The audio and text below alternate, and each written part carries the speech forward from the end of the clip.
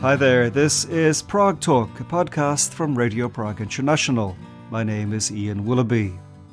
My guest this time is the Czech singer-songwriter Markéta Irglová.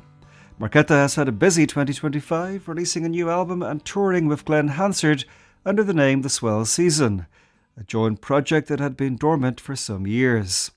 The Czech-Irish pairing, of course, won an Oscar back in 2007 for their song Falling Slowly. First recorded in a studio near Prague, it reached international audiences in once, as well as a successful musical based on the hit low-budget film. After a full band tour with the Swell Season earlier in the year, Markéta and Glen returned to Czechia for a short series of intimate shows in late November. And it was then that I caught up with Markéta Irglová for this edition of Prague Talk.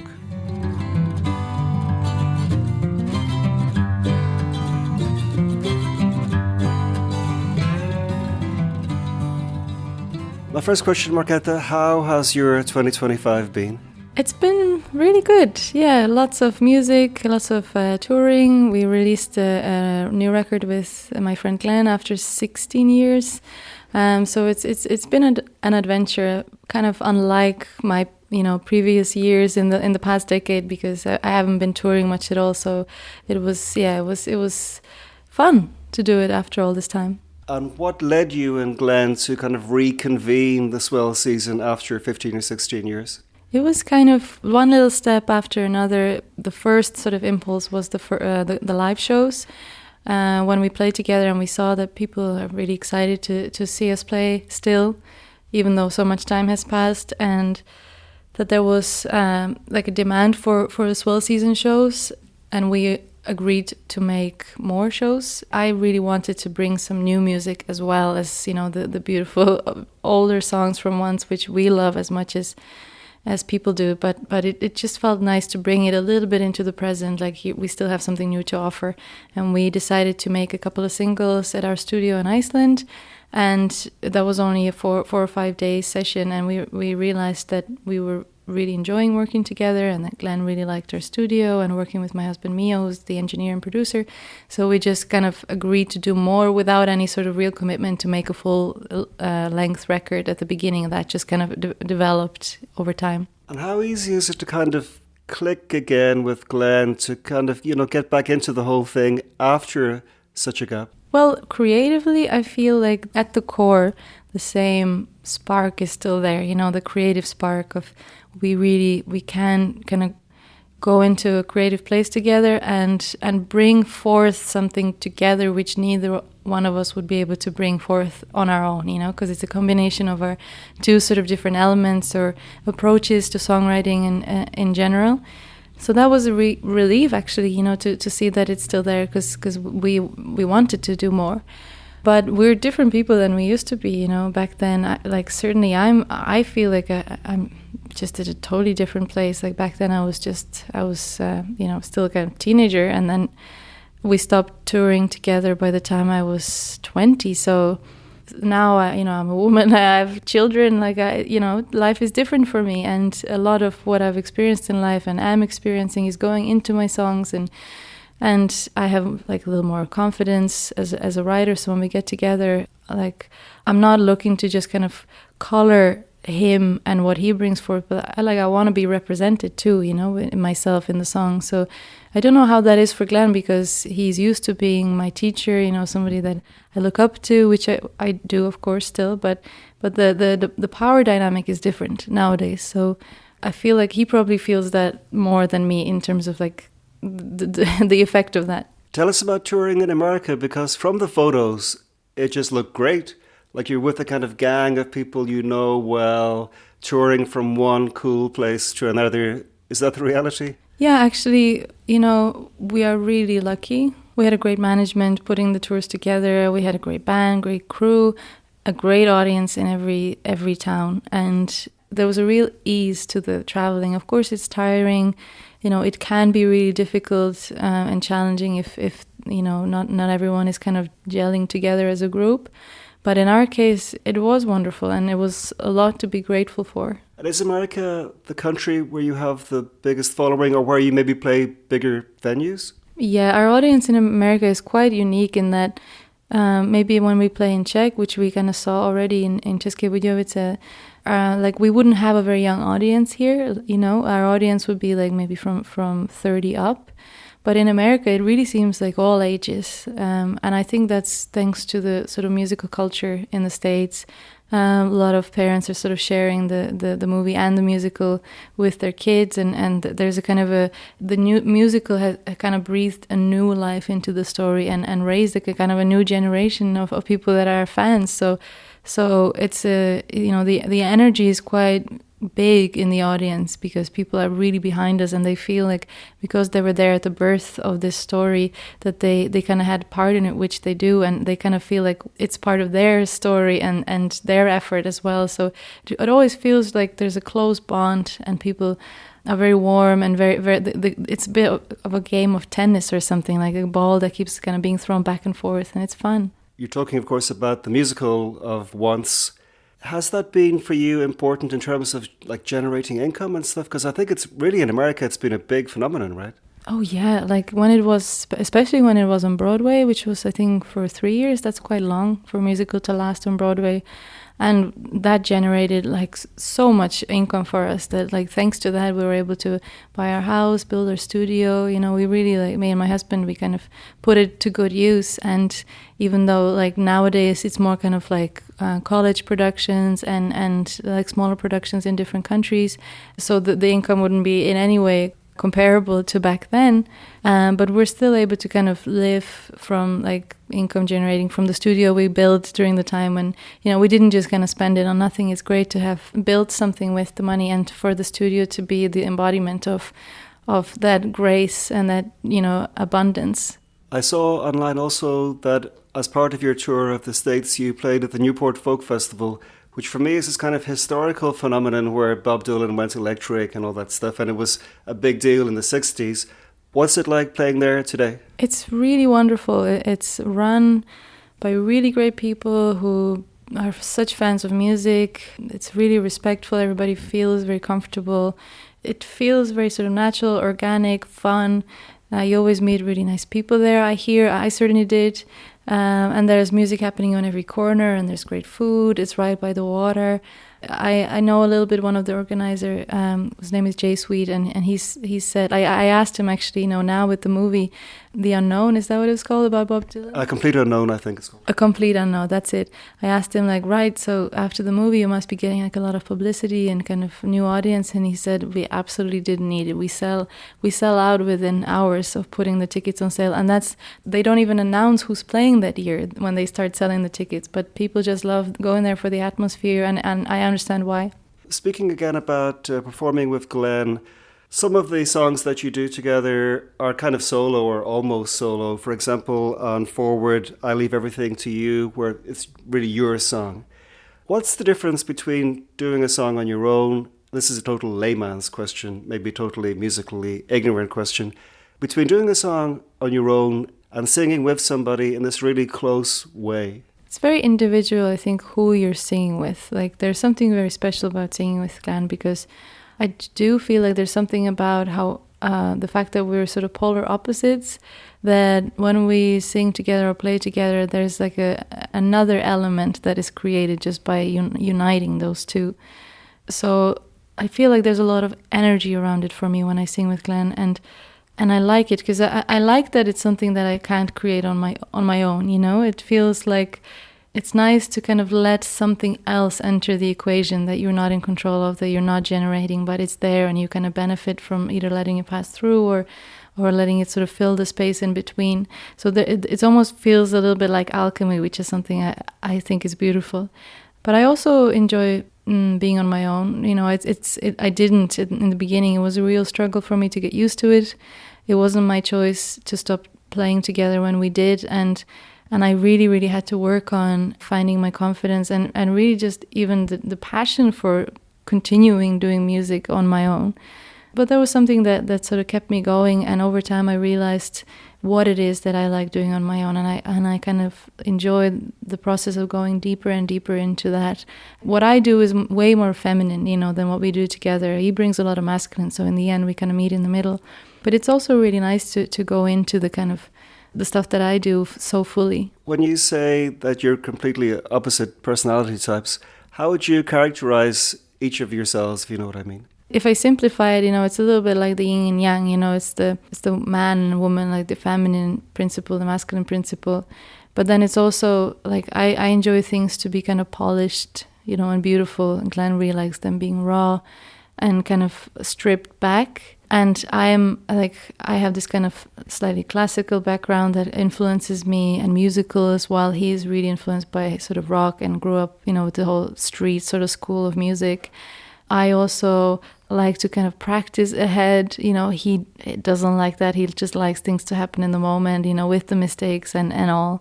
And what else? Like there's a whole bunch. His expression is a lot more sort of fiery and earthy. I'm more like water and air, with just the expression of singing, and he's way more dynamic than I can ever be. But when I sing with him, I'm able to kind of, push myself more and further than I would be able to on my own.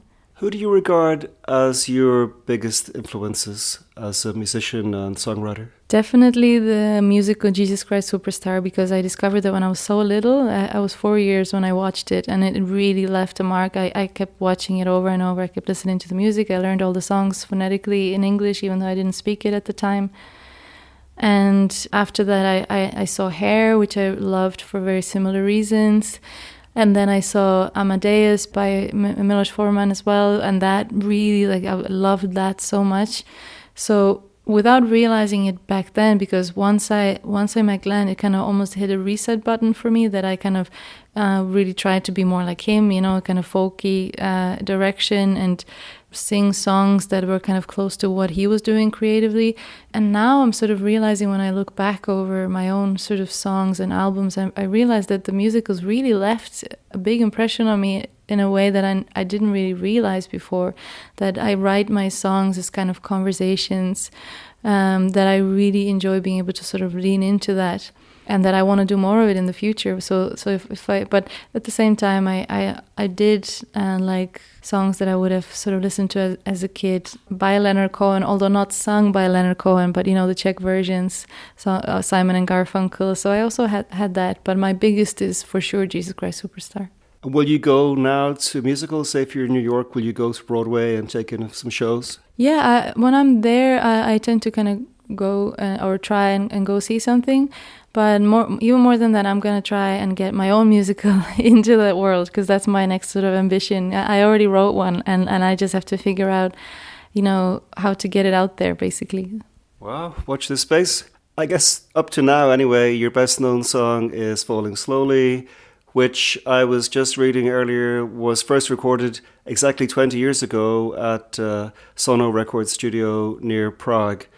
All these years later, and I presume also you must play the song every time you perform.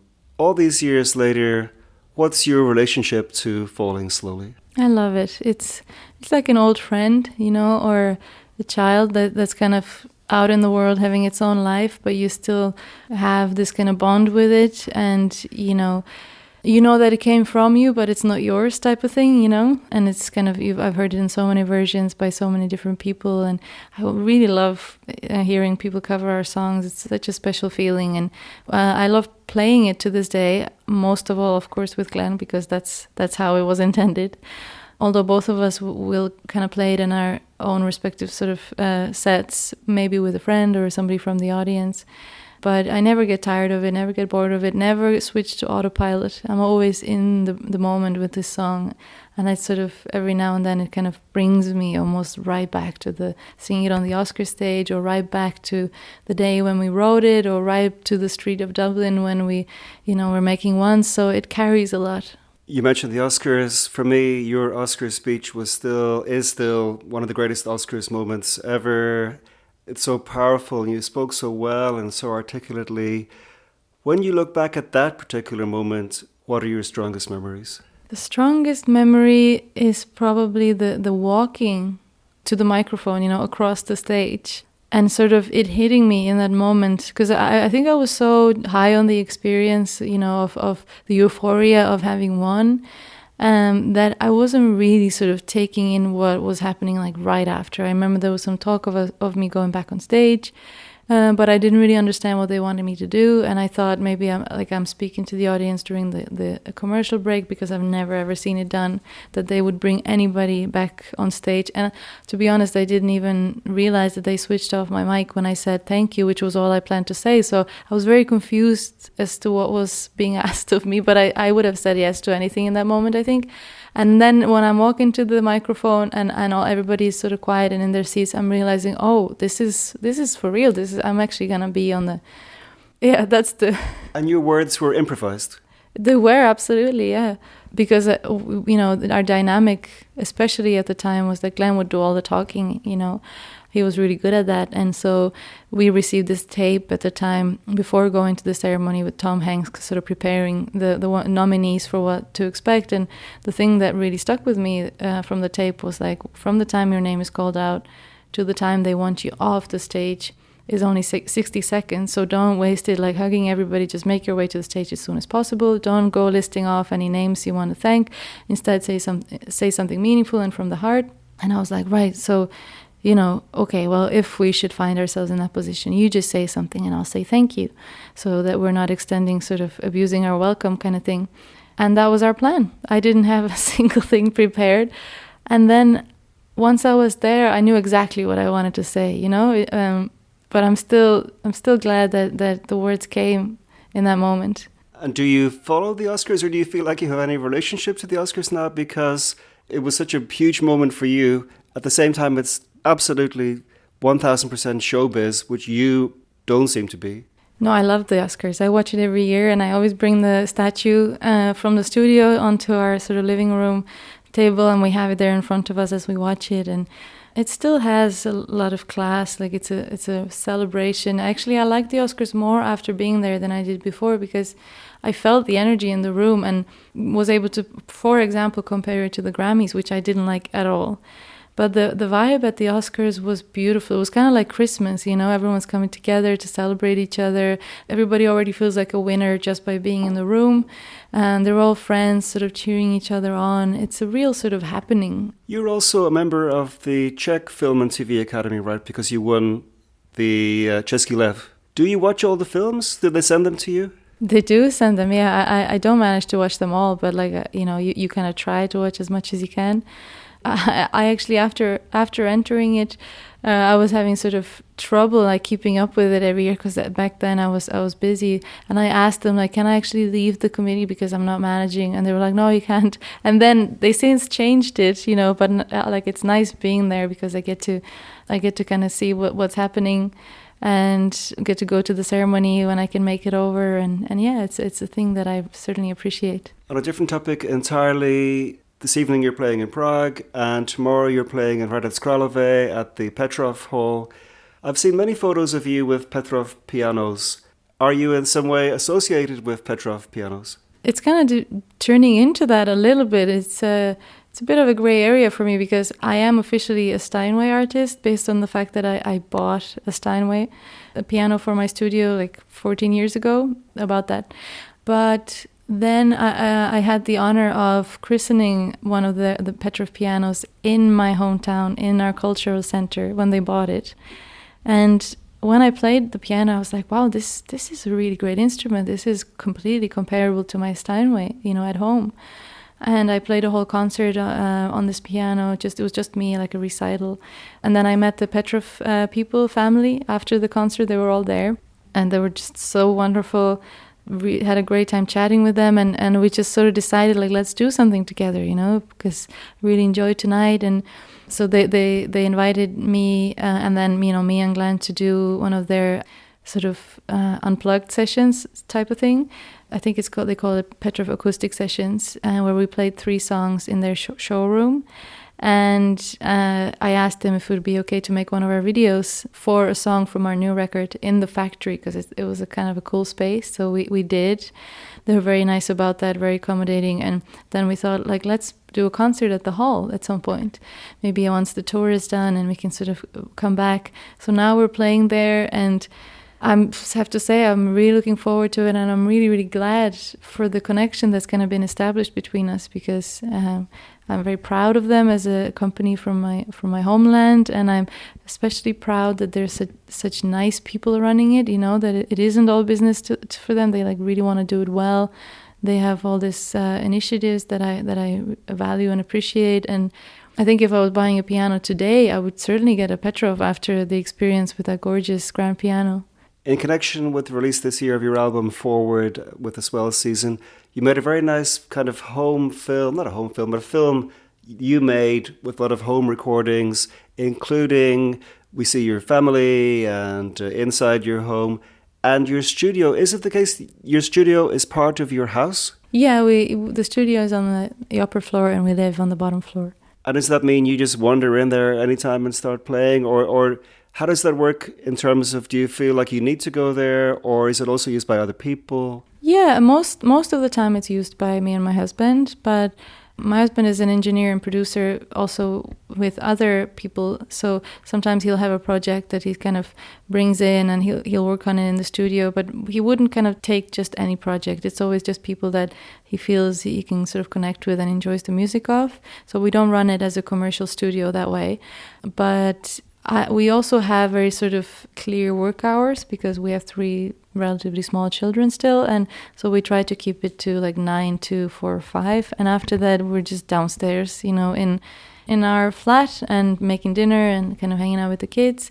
And sometimes when they go to sleep, we kind of run back up to finish whatever we didn't get to finish during the day.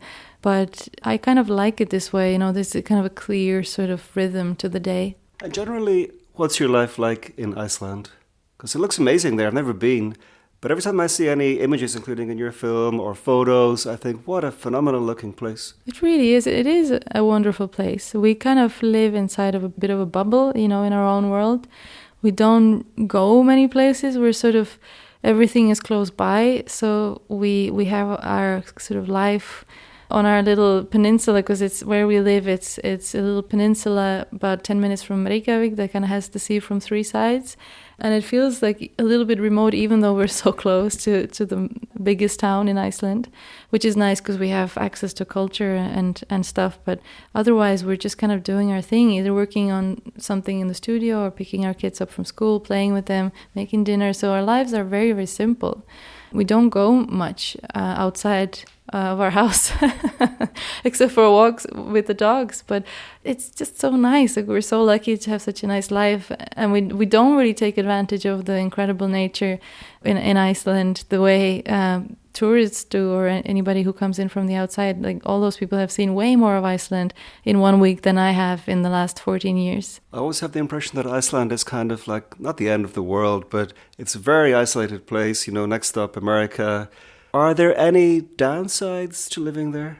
Oh yeah, of course. Any place has downsides and upsides. So the downsides in Iceland, I would perceive, would be that you are reliant on flying everywhere, and flights are expensive, So I miss that idea of sitting in your car and just driving and just ending up somewhere. You might end up across the border in another country in a few hours, and there's a great freedom to that, to experience other cultures or find new places. You are sort of isolated there, and that's very much felt. Then, of course, there's the question of, I miss, as a person who grew up in Czech, I miss the sort of 4 seasons and trees and, like a proper fall, because there it's just they divided into summer and winter, But then at the same time, the sky is so beautiful there, and with the 24-hour daylight in the summertime, it totally makes up for that by all means.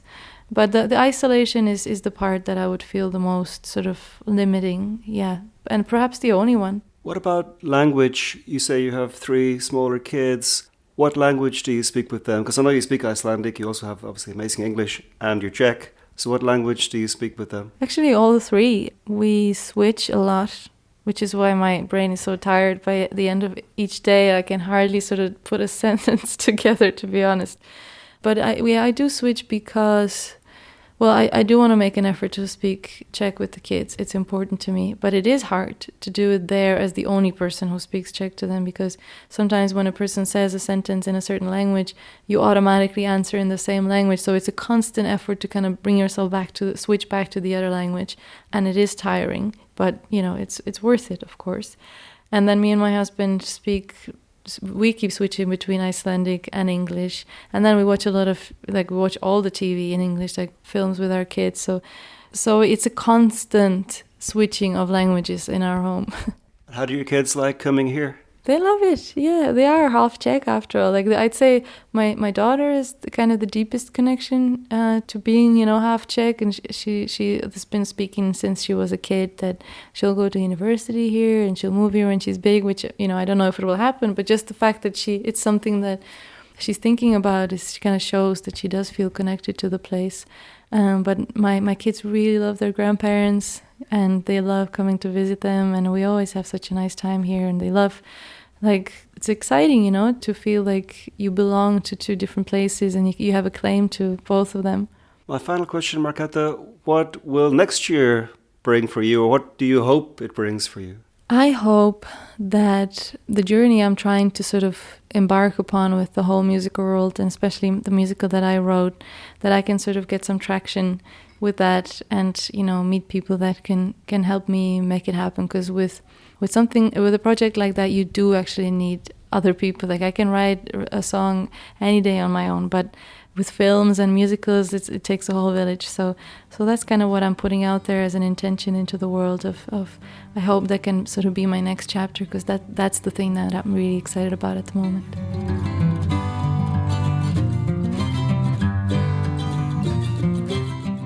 Many thanks indeed to Markéta Irglová for speaking to me for this edition of Prague Talk, a podcast from Radio Prague International. If you're new to the pod and enjoyed that, why not look up some of the scores of other interviews in the series, and of course subscribe wherever you get podcasts. But for now, that's all from me, Ian Willoughby. Thank you very much indeed for listening to Prague Talk, and talk to you again very soon.